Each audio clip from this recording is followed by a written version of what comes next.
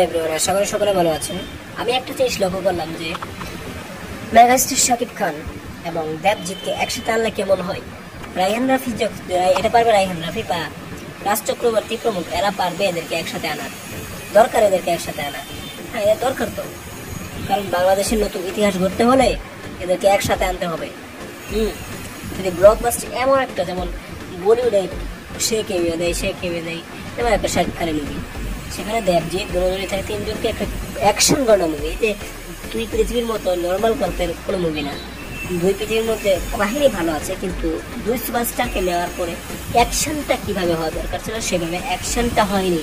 অর্থাৎ এদের এমন তিন সুপারস্টার, বাংলাদেশ সুপারস্টার এবং ওই কলকাতার দুই সুপারস্টার দেবজিৎ, এদেরকে এক করে যদি একটা ব্লাস্ট করা যায় তাহলে তো দুই বাংলা কেঁপে উঠবে ভাই।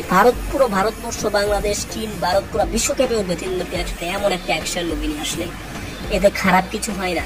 হ্যাঁ, এদের তিনজনকে একসাথে আনা দরকার। এটা রায়হান রাফি বা ওই দুই পৃথিবী খ্যাত কি জানি নাম তার, রাজীব চৌধুরী বোধহয়, তারাই পারবে এদের তিনজনকে একসাথে আনতে।